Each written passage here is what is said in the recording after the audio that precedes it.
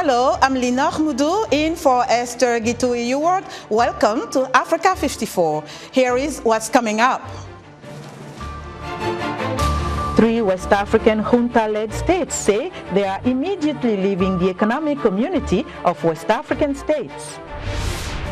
The United Nations Relief and Works Agency fires staffers accused of being involved in the October 7th Hamas terrorist attack against Israel. And a roundup of the latest sports news from Africa after a dramatic weekend in the Africa Cup of Nations. All this and much more coming up on Africa 54.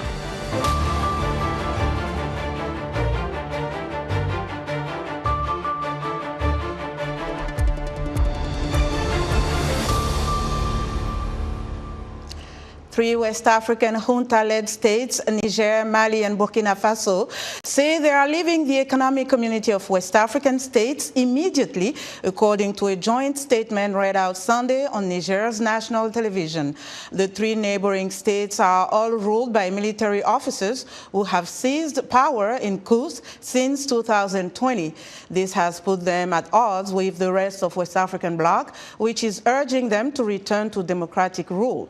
The juntas have all severed long-standing military ties with former colonial ruler France, dealing a blow to France's influence in the region and complicating international efforts to curb a decade-old Islamist insurgency that has destabilized the Sahel region. ECOWAS is widely seen as West Africa's top political and regional authority. Niger's military spokesman spoke about quitting ECOWAS. After 49 years, the valiant people of Burkina Faso, Mali, and Niger regretfully and with great disappointment observe that the organization has drifted from the ideals of its founding fathers and the spirit of Pan-Africanism. They argue that ECOWAS, under foreign influence, betrayed its founding principles and became a threat to its member states and their populations, which it was supposed to ensure the well-being of. The organization notably failed to assist these states in their existential fight against terrorism and insecurity.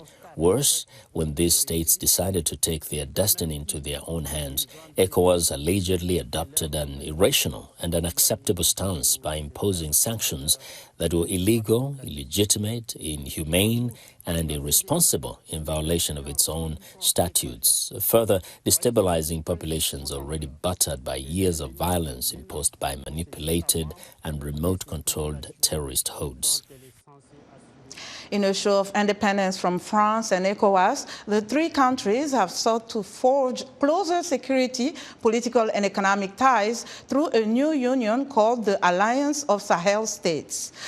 For more on the situation in West Africa, let's go to Kwaku Nwama, a professor at the School of International Service at American University here in Washington. Hello, Professor. What is the key takeaway from the 3 countries deciding to leave ECOWAS? I think this is unhelpful.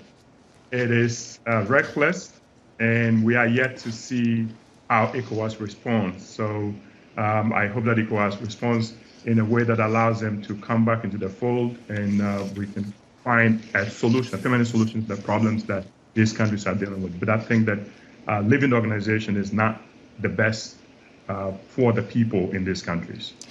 This is not yet into effect, right? Because the ECOWAS treaty stipulates that countries who wish to quit the bloc shall give a 1-year written notice. Has there been any notice by now?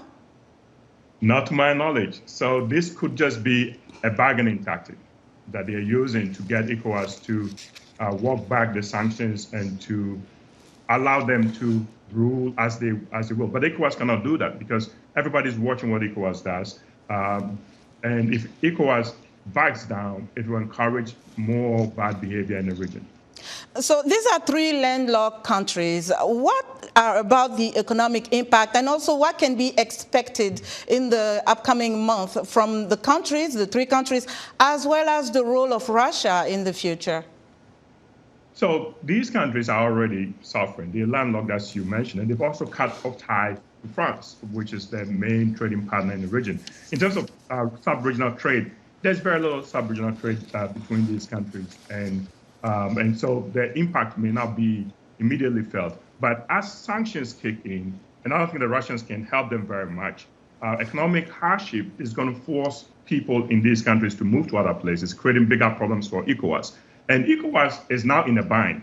They have to decide whether they want to enforce sanctions, further sanctions to force these military leaders to return to the fold. If they do that, it's going to create bigger problems domestically.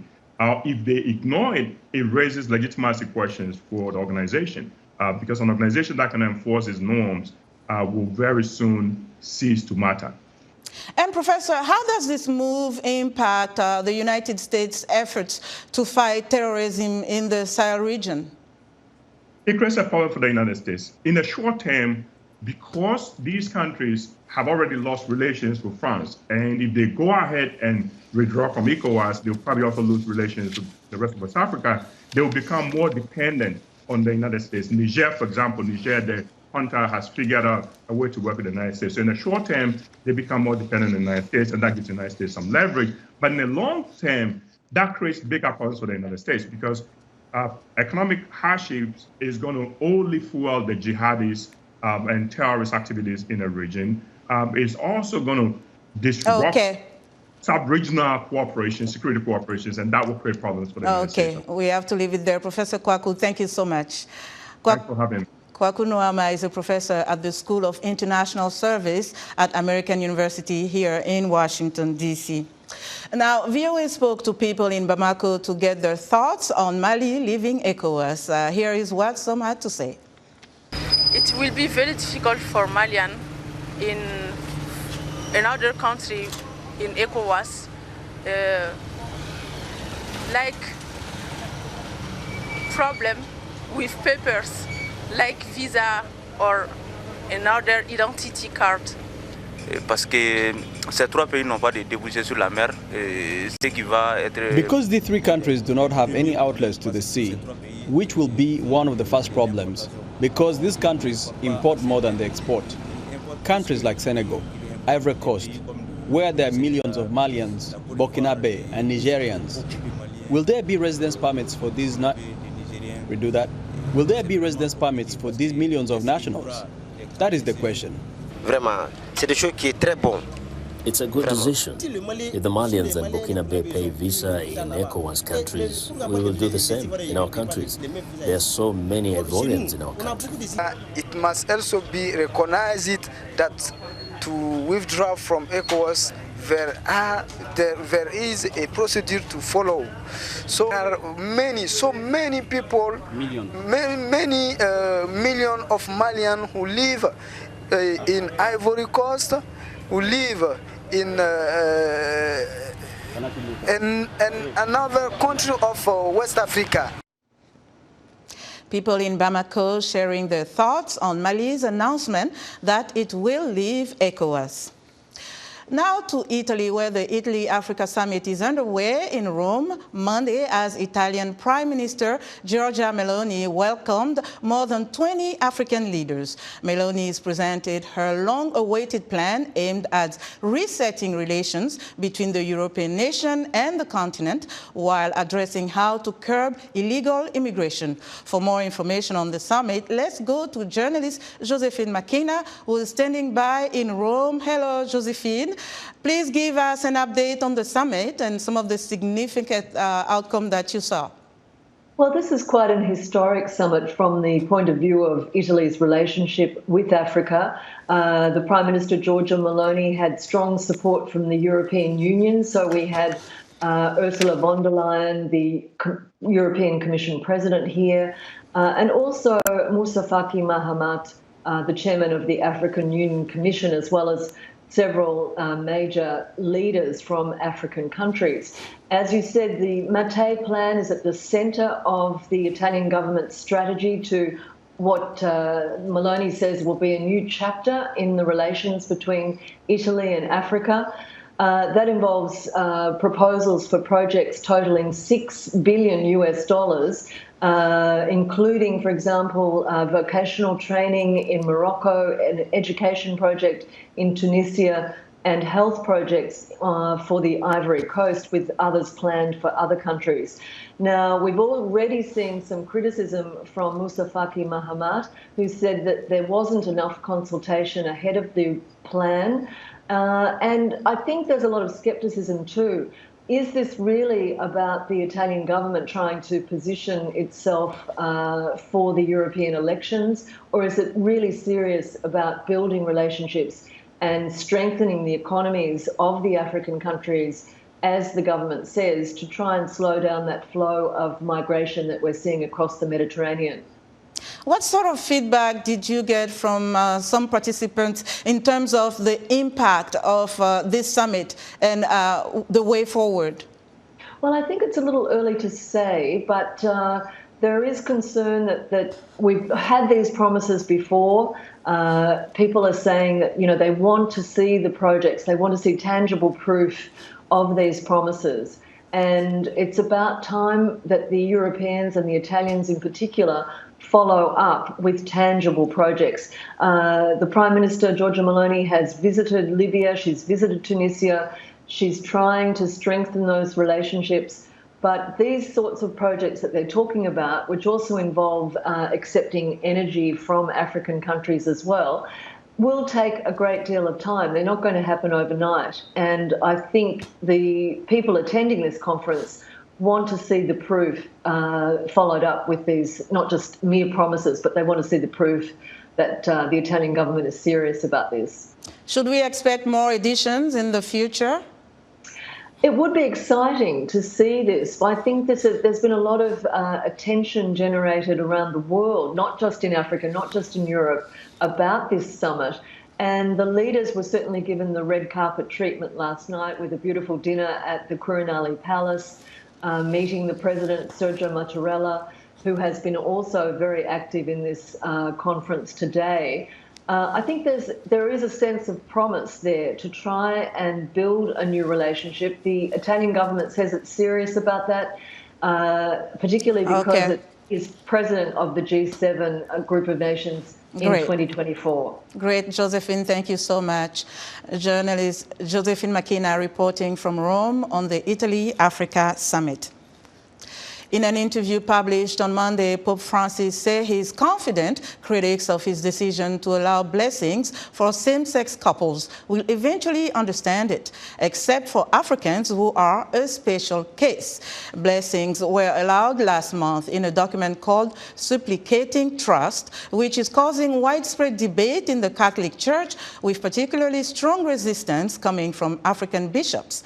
The pontiff appears to acknowledge the pushback the document unleashed, especially in Africa, where bishops have effectively rejected it, and where in some countries same-sex activity can lead to prison or even the death penalty. The United Nations Relief and Works Agency has fired several staffers accused of being involved in the October 7th Hamas terrorist attacks against Israel. Israel held the decision of several countries, including the United States, to suspend financing to the agency. Veronica Balderas Iglesias has more. Calling for the release of hostages, Israeli protesters gathered again Sunday at the Karim Shalom border crossing and temporarily blocked humanitarian aid into Gaza. Palestinians have been scrambling to get sacks of flour as the United Nations warned some areas face famine. This amount is for 7 people. See how little? This costs 50 shekels. That's about $13 US. The UN Relief and Works Agency, UNRWA, in charge of helping about 2/3 of Gaza's 2.3 million population, is now facing its own crisis. 12 of its staff members have been accused of involvement in the October 7 Hamas terror attack in Israel, during which 1,200 people were killed and some 240 were taken hostage.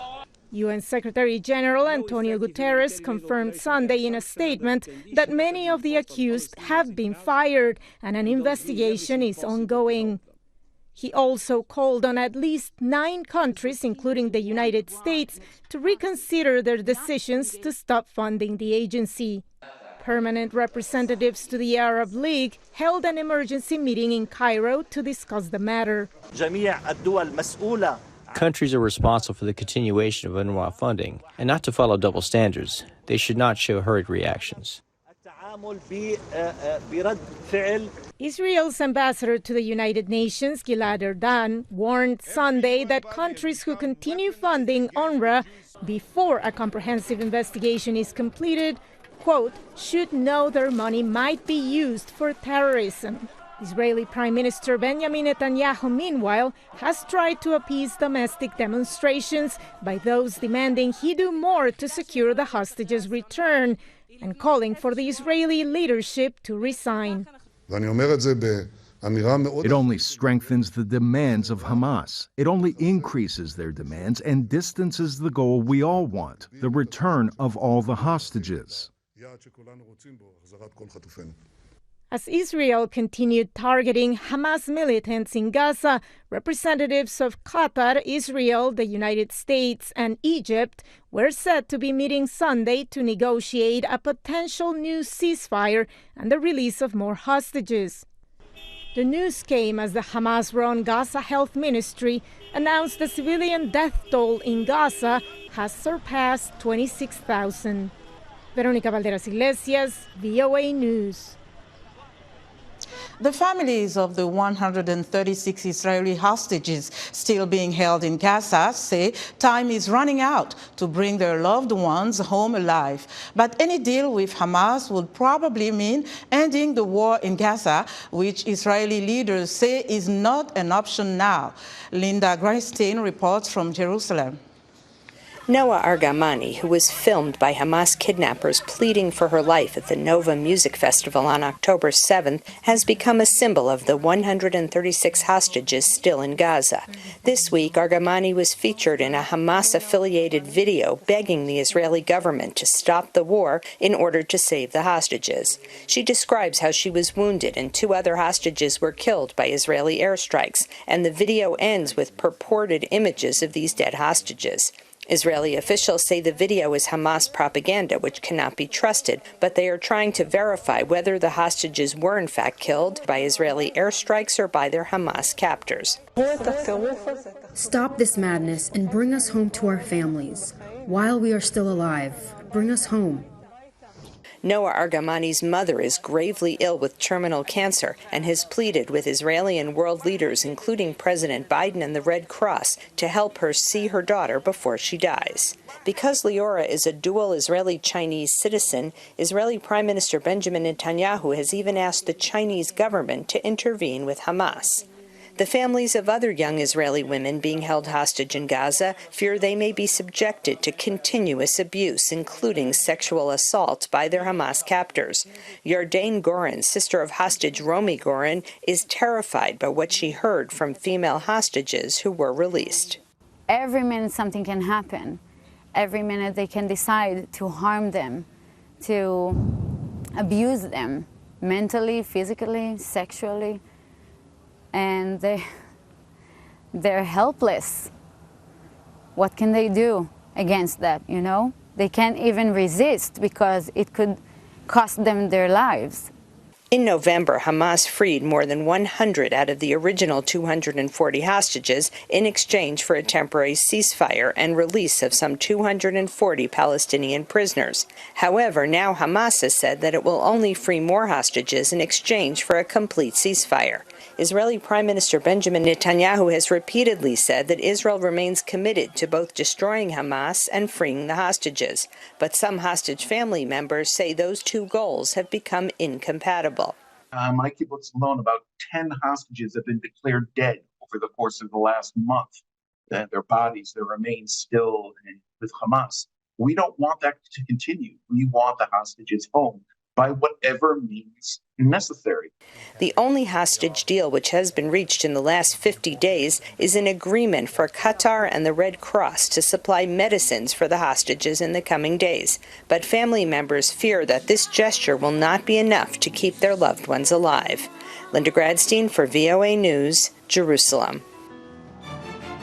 Still to come, it was a dramatic weekend in the Africa Cup of Nations. Stay with us.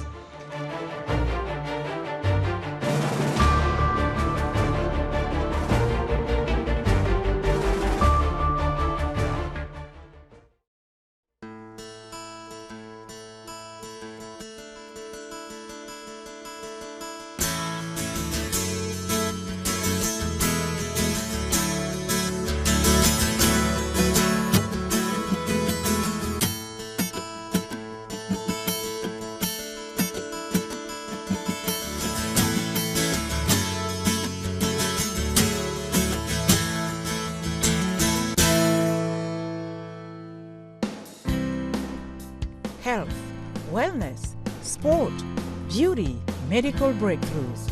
Healthy Living cares about your well-being. What are the main health concerns in Africa and around the world? Find out the latest on coronavirus. Connect with our experts and ask them questions. How long does the virus stay? Join me, Linor Moudou, in Washington every week on Healthy Living, right here on VOA.